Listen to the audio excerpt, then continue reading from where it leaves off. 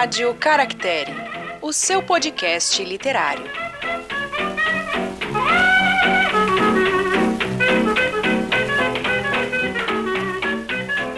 Olá, livrólicos de plantão! Sejam muito bem-vindos a mais um episódio da Rádio Caractere.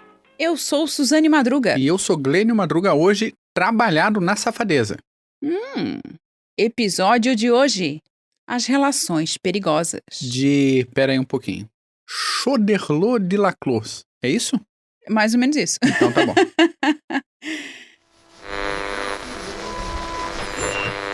Então, este é o último episódio de 2021. Voltamos lá por meados de janeiro de 2022, provavelmente lá pelo dia 18. E hoje vamos falar de quem? Vamos falar dessa pessoinha, que é o senhor Pierre-Ambroise François Choderlos de Laclos, que publicou Les Liaisons dangereuses em 1782. E assim eu encerro a minha participação no episódio de hoje. Deixo um abraço pra você. Já gastei todo o meu francês, Eu não gente. consigo acompanhar. Vamos falar do autor, então, desse camarada de nome difícil, hein? Vamos chamar de Laclos, pode ser também. Laclos, ótimo, obrigado. Ou Laclos, pode ser. Ele foi um general francês, mas espera aí, não era um escritor? Então, ele nasceu em 1741 no norte da França e faleceu aos 61 anos de idade em 1803 em Tarento, ou Taranto, na Itália, depende em que língua que você fala Taranto, os dois são perfeitamente aceitáveis. Chame como quiser, não é mesmo? Chame como quiser. Lá no sul da Itália, no início do salto da bota. No início, mais perto da bota, não do piso, entende? Naquele lugar onde o salto da bota encosta, enfim, ali. Ah, não, agora especificações de bota, olha aí. A carreira dele começou bem cedo. Ele se formou na Escola Real de Artilharia em 1760, permanecendo na guarnição de La Rochelle até o final da Guerra dos 7 Anos, em 1763. Depois disso, ele passou por Estrasburgo, por Grenoble, por Besançon e por outras unidades em locais com nome muito complicado para falar. Alguém tá escondendo o jogo? No correr dos anos, ele passou por toda a hierarquia do oficialato francês, indo de segundo tenente lá na formatura até o posto de marechal. E no meio dessa trajetória, ele fundou uma escola de artilharia em Valence, a da França, não a Valência da Espanha, que teve um aluno famoso ali pela década de 1780. A gente vai voltar nisso daqui a pouco. Ele teve uma carreira movimentada, mas o fato é que o Laclos achava que a vida de soldado, aquela rotina militar, essa coisa toda, era entediante. O militar que está longe de uma guerra, ele acha que o negócio é entediante. Mal sabia o que vinha no século XIX. Aí ele começou... O que vinha já ali, né? Na beira dele. É. Né? Ali ele começou já a escrever alguns poemas para passar o tempo, que foram publicados num periódico chamado Almanaque das Musas, e depois escreveu uma ópera cômica que foi um desastre completo. Mas ele não desanimou, ele tinha tempo, não é mesmo? Ele continuou escrevendo uma coisa aqui, outra ali. E desenvolveu essa escrita dele a ponto de ele ser admirado até pelo Rousseau. Lá em 1779... Aliás, a quem ele admirava. Também, era um negócio mútuo, né? Em 1779 ele foi transferido para uma região costeira, também de nome complicadíssimo, para orientar a construção de fortificações. Mas ele passou a maior parte do tempo escrevendo a obra que é tema do episódio de hoje. Não contente, ele pediu 6 meses de férias em Paris, porque o trabalho formal estava atrapalhando a escrita do livro. Como assim eu tenho que trabalhar todas essas horas, eu não posso escrever meu livro? É a vida do leitor. O leitor tem que trabalhar, estudar e ler os seus livrinhos. Exatamente. Ele acabou também se juntando à maçonaria e, como ele não podia fazer nada de forma tranquila, ele tinha que arrumar confusão, ele chegou publicamente a defender até a entrada de mulheres na maçonaria francesa. Aliás, na sua biografia, que está aqui na edição que a gente tem, que a gente leu da obra, diz que ele queria fazer algo maior, que seria escrever um livro que fizesse escândalo e fosse comentado mesmo depois de sua morte. Pelo jeito ele conseguiu, porque estamos aqui em pleno 2021 comentando as relações perigosas, não é mesmo? Ele deu baixa do serviço ativo lá em 1788, olha só o perigo, e passou a atuar de forma diplomática, até que ele foi convencido entre aspas, aqui. Aquele convencimento assim básico. Pelos ideais... Sem violência. Sem violência, ele foi convencido pelos ideais republicanos e acabou aceitando um posto no Ministério da Guerra.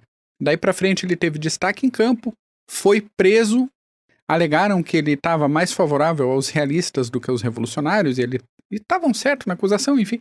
Ele foi solto, ele estudou pra caramba, ele foi fundamental no estudo de balística e no desenvolvimento de granadas de artilharia modernas. E ele conseguiu voltar pro serviço militar porque ele conhecia um tal Napoleão Bonaparte, que foi ex-aluno da Academia de Artilharia de Valência, que ele fundou. Olha as ligações perigosas que acontecem na vida das pessoas. Ele morreu em terras italianas, como a gente falou, na Bota, no lugar perto de onde o salto encosta na Bota, né? Que estavam dominadas no momento pelas tropas napoleônicas. Mas acabou? Não acabou. A biografia desse homem continua depois da morte. Ele conseguiu aquilo que ele queria. Ser falado depois da morte. Por quê? Ele foi enterrado no Forte de La Clos, que foi construído sob orientação dele mesmo. Só que em 1815 a região foi retomada pelas tropas italianas. A tumba dele foi destruída, foi vandalizada e acredita-se que o pessoal jogou os ossos dele no mar. Nossa. Não tem nem vestígio do que aconteceu. Então, está aí a história, o homem, tudo que está por aí. Então é só isso a vida dele. É só isso. É esse homem que queria se tornar imortal, seja pelas obras militares, seja pelas obras nas letras, e conseguiu, porque já vamos falar do livro dele. Até mesmo porque o livro dele fala muito dessa sociedade a qual ele pertencia, que ele frequentava. Tem muito do que ele acreditava, inclusive em relação às mulheres. Ele defendia uma liberdade feminina que na época não era legal, digamos assim, não era benquista, bem vista e nada desejada por quem estava no poder. Então a gente tem aí um autor muito interessante para se conhecer. E o interessante é que ele fez a carreira militar por um caminho que um mini momento cachalote, né? Porque o caminho dos mais endinheirados normalmente era via cavalaria. A cavalaria sempre precisou de aporte financeiro para entrar. Isso a gente vai ver até na militaria russa indo para a Segunda Guerra Mundial. O oficial de cavalaria normalmente vinha de famílias aristocráticas, importantes e tal. O caminho da artilharia, que ganhou muito destaque no final do século XVIII e início do século XIX, era um caminho muito de ascensão social. O próprio Napoleão não era de uma família muito cheia de posses e ele conseguiu toda a ascensão que ele teve se formando pela artilharia. Então é interessante a gente pensar esses caminhos de ascensão social e a crítica que o próprio Laclos faz no livro dele, pensar que ele monta... Vamos falar disso daqui a pouco, peraí. A gente já vai falar dessa aristocracia. Eu tô me segurando. Se segure que a gente vai comentar. Indo então para a obra. E a edição que a gente tem aqui em mãos e que a gente utilizou para fazer a leitura para esse episódio é uma tradução bem interessante do Sérgio Millet. Acho que é da Nova Cultural, pelo que eu consegui achar aqui de informações. É uma edição bem bonita, bem com aquele aspecto de clássico mesmo. Antiguinha, capa dura, comprada no sebo em Curitiba. Um abraço meu pro pessoal de Curitiba que escuta a gente. Foi publicado em 2002.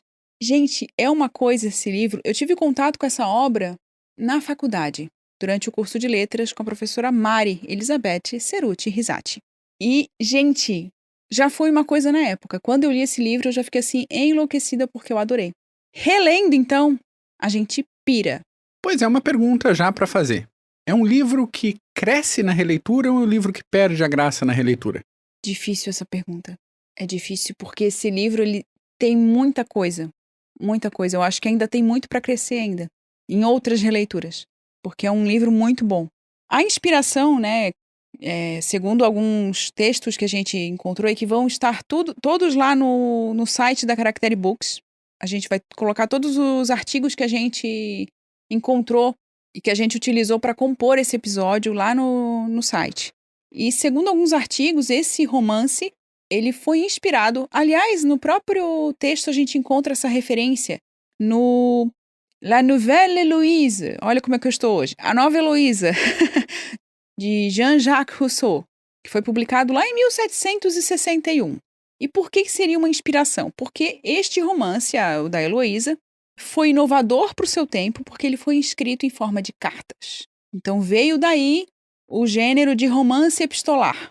E o narrador seria também aquela pessoa que só encontrou as cartas. Então o narrador ele diz que ele é um editor. Olha, encontrei as cartas, organizei e tá aqui. É a mesma coisa que o Laclos vai fazer com relações perigosas. Ele até explica no início ali, eu separei as cartas, eu tirei algumas que iam ser redundantes, eu deixei só algumas que são essenciais. Ele vai colocando notas também. Olha, a carta do fulaninho não está nessa... A gente não colocou para não ficar redundante. Não tinha necessidade, a gente não encontrou tal carta. Então, e ele vai contando isso ao longo da obra. Então temos aqui um organizador que não é narrador, mas é um organizador que não é isento. Ele já separou as cartas que ele queria que a gente lesse e outras não. Já acaba sendo a versão dele da história, praticamente. E nessa obra a gente tem algumas questões importantes, como a condição da mulher, e daí a gente já parte para uma das personagens principais, porque temos o quê? Temos 2 personagens principais. Não é só um, são 2. Ela é a Marquesa de Mortaio. Oi? O Glênio chama ela de Marta, então a gente pode chamar a Marquesa de Marta, não tem problema. Dica pra você que vai encarar esse livro. Arrume apelidos pros personagens. Eu faço isso com os nomes russos. Arrume apelidos. E o que eu não consigo ler também em francês, aí eu já chamo com os outros nomes. Ou trata José, pelo título. João, Pedro. É o Visconde, a Marquesa. E aí você vai se arrumando. A gente vai chamar ela de Marquesa daqui por diante, para não termos problemas, não é mesmo? E o outro personagem principal é o Visconde de Valmont. Olha que nome simples. Esse correspondente da Marquesa em assuntos libidinosos. Libidinosos, sedutórios, seducentes. Pois é. Os 2 se correspondem e nessa correspondência que o tal do narrador traz para o leitor, eles comentam seus planos de sedução e seus planos de desencaminhar jovens inocentes. Ou uma jovem inocente, na verdade, chamada Cécile Volange. Ou Cécile Volange. Vai aí, gaste o seu francês, aproveite. É um livro propício para isso. Essa menina, jovenzinha, novinha, acabou de sair do convento onde ela estava estudando para se casar. Ela não sabe até quase metade do livro com quem que ela vai se casar e ela acaba descobrindo através da Marquesa que ela vai se casar com o Conde de Gercourt, que foi amante da Marquesa há uns anos antes. E a Marquesa quer entregar a noiva, essa moça novinha, jovenzinha, 15 aninhos de idade? Totalmente virada do avesso. Ela não quer que a menina se case pura, virgem, nada disso. Ela quer que a menina se case assim... Tesourinho perdido. Gente, esse é o plot por parte da Marquesa de Mortaio. Por parte do Visconde de Valmont, a gente tem ele tentando seduzir a senhora de Tourvel. E o que acontece? Quando ele tenta seduzir a Tourvel, ela resiste. Por que ela resiste? Porque ela é aquela pessoa temente à religião, extremamente crente, extremamente católica e que acredita, na verdade, na mudança dele. Ela não quer nada com ele no início do livro. Olha eu contando mais coisas do que devia. E ela tem um senso de moral, um senso de dever muito forte. E esbarra no desejo dele de conquistá-la, no desejo do Valmont de conquistá-la. E aí a gente tem esse embate presente. Gente, está tudo presente nas cartas. Não tem um trecho dizendo, neste momento aconteceu isso. Não, os personagens estão ali comentando as suas experiências. E é por isso também que a gente tem um romance polifônico, com muitas vozes, discutindo suas dificuldades, seus sofrimentos. Aliás, a Cecília, ela vai escrever para uma amiga que nunca escreve nada, que é a Sophie Carnay. Ela nunca responde, a gente nunca tem acesso a nenhuma carta da Sophie. E nesse emaranhado a gente tem cerca de 13 personagens que se correspondem, mesmo a Sophie não dizendo um pio. Nota aqui para a complexidade dessas cartas. Como a gente está falando de fofoca para lá, fofoca para cá, seducência, convencimento, às vezes a gente tem o mesmo fato narrado pela mesma pessoa de formas diferentes dependendo do destinatário da carta. Então é interessante que você, caro ouvinte, que resolva pegar esse livro, preferencialmente não leia à noite antes de dormir, senão você vai perder o rumo de quem é que está escrevendo para quem, qual foi a versão que ele contou para não sei onde, o que está acontecendo, qual é a manipulação. Você perde um pouco o senso de manipulação. Só se você tiver assim, uma atenção, um foco muito bom. Porque à noite, realmente, a gente pode se perder um pouco, se a gente está com um pouquinho de sono, alguma coisa nesse sentido. Pode ser que a leitura não flua. Aliás, é uma leitura lenta. Já fica aqui a nossa recomendação como uma leitura para ser feita com calma. Porque exige do leitor um pouquinho de esforço para entender quem está falando é a Cecília, quem está falando é o... Quem? O Cavaleiro Danceny, que é um outro personagem importante também. Já falei várias vezes aqui na Caractere, falo de novo. Onde tem cavaleiro na história, a história é boa. Sempre falo isso. Cavaleiro Danceny, tá? O relacionamento dele com a Cecília é um negócio que eu acho que é o único relacionamento, se é que dá pra chamar o que eles têm de relacionamento, que é saudável. É talvez do sentimento que eles têm um pelo outro, a única coisa que é pura ali. O resto é só coisa complicada, é só cobra tentando passar perna em cobra, é isso que cobra nem tem perna pra passar uma na outra. É um negócio complicadíssimo.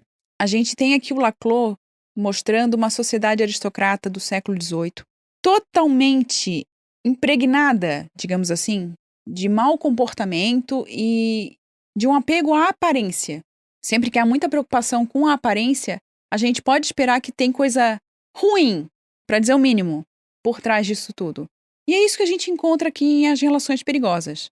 É um livro super interessante, psicologicamente, filosoficamente falando, até mesmo porque a gente está no período do Iluminismo, a obra se passa durante esse período, é o período do Antigo Regime, ou seja, antes da Revolução Francesa.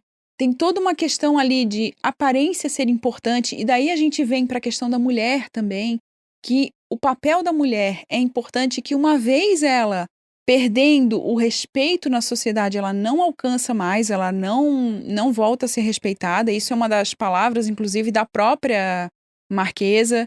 E a gente tem uma obra incrível sobre uma sociedade corrompida, uma sociedade que se perdeu em determinado momento. Daí é por isso aquela questão de que as cartas entre o Danceny e a Cecília são as únicas cartas que a gente percebe um pouquinho de verdade. Mas aí fica a minha questão com a Cecília. Vamos dar um plot básico para quem tá acompanhando a gente, tá? Não é spoiler aqui. Pode ficar tranquilo. Tudo bem, o livro é de 1700 e bolinha. Calma aí. Plot básico, tá? O Valmont quer seduzir a Madame de Tourvel, que é casada, uma mulher da sociedade, barará, barará. O marido dela viajou para negócios e ele quer mais um nomezinho na sua lista de conquistas. Pela dificuldade, porque ela é muito difícil e todo mundo considera incorruptível. A Marquesa quer corromper a Cecília, que acabou de sair do convento. Pra se vingar daquele amante dela que vai se casar com a Cecília. Exatamente. A Cecília está apaixonada pelo Danceny, que é um tonto. Nesse meio de caminho, a Marquesa desafia o Valmont, que também é ex-amante dela, a seduzir a Cecília, sendo que o pagamento desse desafio, se comprovado com referências escritas, físicas, seria mais uma noite com ela. Adicionando um temperinho de complicação, acaba que a Marquesa acaba gostando um pouco do Danceny e o Valmont se apaixona pela Tourvel. Esse fato gera talvez um pouco de inveja, mas bastante ciúme de um lado e de outro, e os dois começam a se provocar e acabam causando uma guerra que vai refletir em todos os personagens deste livro. Absolutamente. Não passa nenhum liso. Não tem final feliz, Madruga. Não. Todo mundo se ferra. Um por um. Isso é uma coisa magnífica desse livro. A gente pensar Todo mundo se ferrando? É isso? Todo mundo se ferrando. Porque a gente pensa não sei se chega a ser uma tendência, mas muito do que a gente lê de literatura europeia acaba tendo um final ou feliz, ou pelo menos um final conciliatório. Nesse livro, todo mundo se ferra. Até quem não se mete muito no negócio ali acaba respingando. Então, voltando um pouco que você falou ali desse contexto pré-revolucionário, a gente tem aqui uma coleção de 175 cartas. Romance epistolar não era novidade. O Rousseau tinha feito. E essa questão do romance epistolar, só para a gente compreender bem, trata de uma questão interessante de se a gente notar o seguinte: carta geralmente não é para que todo mundo leia. É algo para ser feito em segredo. E a gente tem um romance que revela É esse o plot, e é um dos grandes trunfos de Relações Perigosas. É um romance que revela essas armadilhas sociais, esses comportamentos não ditos da sociedade. E também isso, é novidade, mais ou menos. O Werther, do Goethe, tem uma situação dessa de romance epistolar também. Ele foi lançado, Werther, em 1774, ou Ligações Perigosas, em 1782. Só que Werther, Sofrimentos de Jovem Werther, é um livro de sofrimentos juvenis. É Young Adult do século XVIII. É o YA. É o YA. Aqui a gente está falando da alta aristocracia, a gente está falando da nobreza da França, de gente formada, de gente rica, né? A aristocracia com seus problemas de gente rica. E é fofoca, é maldizer, né? Palavra bonita essa, maldizer. É sedução, é malícia, é vingança, é violência, é sexo, é tudo junto, com um tipo de narrativa. Isso eu preciso trazer aqui nesse episódio, que assim, quem acompanha a gente que é professor, sabe quando um aluno escreve alguma coisa de próprio punho e quando o aluno copia alguma coisa na internet.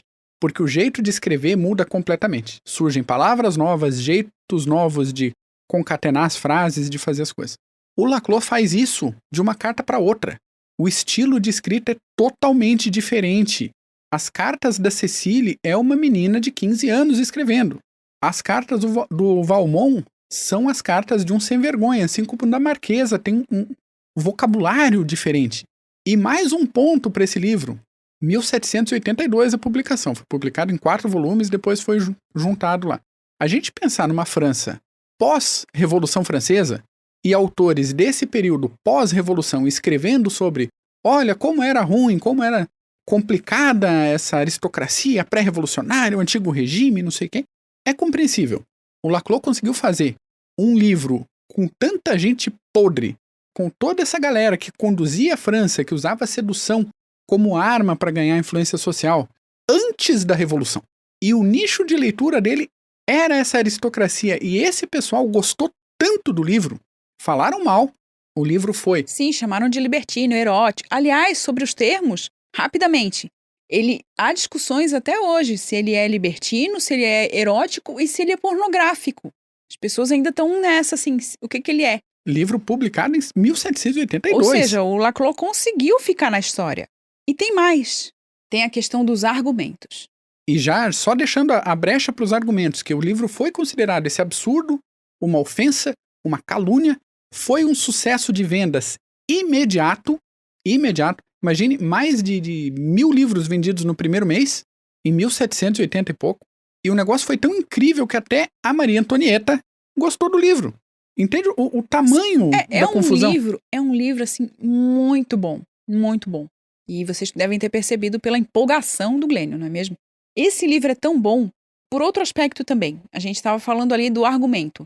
E desse perceber claramente quem é que está falando, quem é que está escrevendo aquela carta. Os argumentos do Valmont, eles são daquela libertinagem um tanto escrachada, aberta, com linguajar que chamam de baixo calão. Chega a dar repulsa, às vezes, o jeito que ele escreve. O da Marquesa tem um tom de ironia. Ela tem uma delicadeza quando ela está falando do que ela pretende fazer, de como ela pretende se vingar, de como ela faz para encontrar o amante dela, inclusive de como ela tem as relações dela. Até nisso, ela escreve de uma maneira delicada. Gente, esse livro é uma preciosidade. E indo para outras questões do livro também, a gente tem a questão do título. Em francês é Les Liaisons dangereuses. Ou dangerosa, gente, eu estou aqui, ó, no meu francês estou gastando totalmente. Sotaque da Aquitânia. Sotaque manezinho. O francês mané. Enfim, esse liaison significa relações ou ligações. E significa também a questão de costume, a questão dos hábitos e a questão dos laços sociais. Indo naquela direção que a gente já mencionou no comecinho aqui, sobre o comportamento da mulher, o que se esperava dela, o que se esperava de um cavalheiro, o que se esperava de um homem, o que se esperava de um conde, de uma marquesa, de quem era o espelho para a sociedade, né? Para aquela sociedade com menos recursos, o que eles olhavam e o que eles viam? A princípio, a beleza, né, o riso fácil, a educação. E daí o Laclau vai trazer pra gente toda essa sujeira, esse modo maligno mesmo de falar do outro, de espezinhar o outro, de fazer com que o outro sofra. Gente, é uma coisa assim, e não pense que por causa disso a obra perde. Nossa, eu vou ler sobre coisas ruins. Gente, é uma obra tão bem construída. A gente se envolve com essas cartas. A gente quer saber o que eles estão fazendo e eles vão contar através das cartas.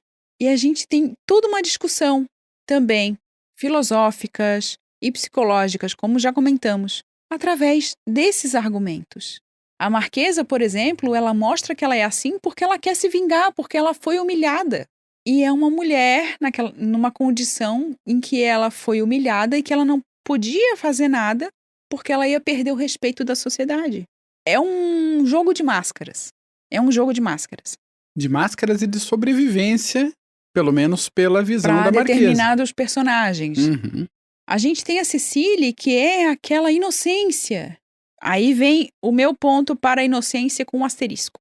Porque é alguém que, por ter saído de um convento, ela não sabe se relacionar na sociedade, ela não sabe como agir. E ela encontra na Marquesa alguém que a ajuda.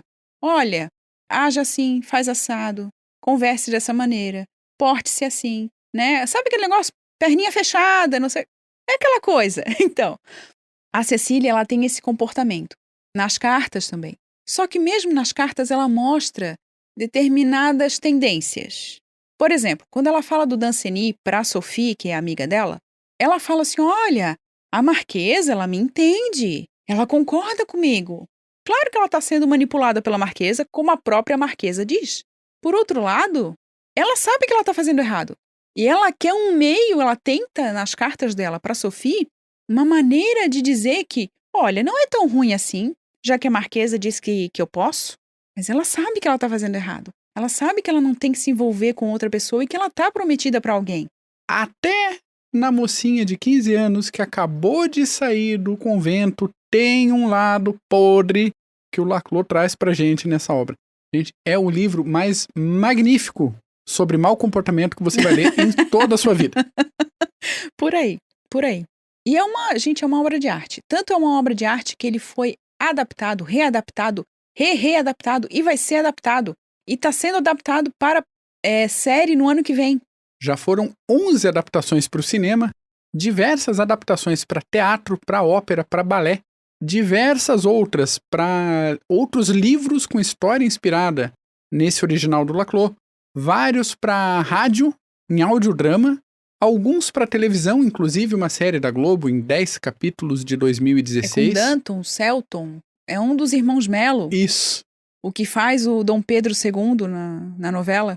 E ainda bem que a brasileiraram... A Suzane acompanha a novela, não. A Suzane acompanha o quê? Treta na internet. Brincadeira. De qualquer maneira, Acompanha o canal do Resulti? Sim, o Paulo Resulti, que tentou fazer uma avaliação, mas a novela estragou com tudo. E ele não está conseguindo fazer a avaliação do Dom Pedro e da vida do imperador, porque a novela foi para um outro lado. E ainda bem que abrasileiraram um pouco a história e os nomes, né? Porque senão iam estar gravando até agora de tentar adaptar e repetir os nomes em francês de todos os personagens lá. Não tinha saído em 2016. Pode ser, pode ser. Mas a gente tem também famosas no cinema, filmes famosos no cinema. E a gente vai deixar na descrição também os títulos direitinho, as explicações. Porque é proveniente de uma obra incrível. De uma obra, assim, excelente. Se você não leu, dê uma chance. Se você tem um pouquinho de receio por causa de medo de ler coisa erótica... Literatura hot? Gente, literatura hot do século XVIII. Isso. Sabe? Não! Se você gosta, então, de literatura hot, aproveite, leia um clássico. Aproveite a sutileza. Porque, gente, é uma das coisas, assim, mais magníficas. Eu falo pro Glênio, desde que a gente... se conheceu, que esse é um livro incrível. Eu sempre comento, quando eu vejo que alguém tá comentando, eu vou lá e digo, gosto dessa obra.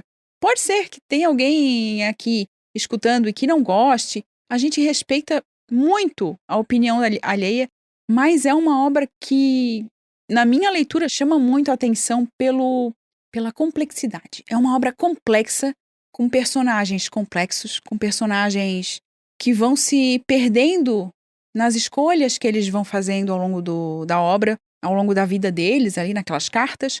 Eles se perdem porque eles tentam substituir. Lembra que é iluminismo, eles tentam substituir o sentimento pela razão o tempo todo. Então gente, olha, magnífico. É uma obra incrível para ser aproveitada. Aliás, a respeito dessa questão, em um dos artigos que a gente pesquisou para fazer o episódio, tinha uma citação do Norbert Elias, que é um pesquisador, era um pesquisador no caso, ele já faleceu, que eu gosto muito. Eu gosto muito das obras dele. E tem um trecho que foi relacionado com o que a gente encontra na obra, sobre aquele comportamento, sobre a aparência ser uma coisa e atrás, né, ser aquela sujeirada toda.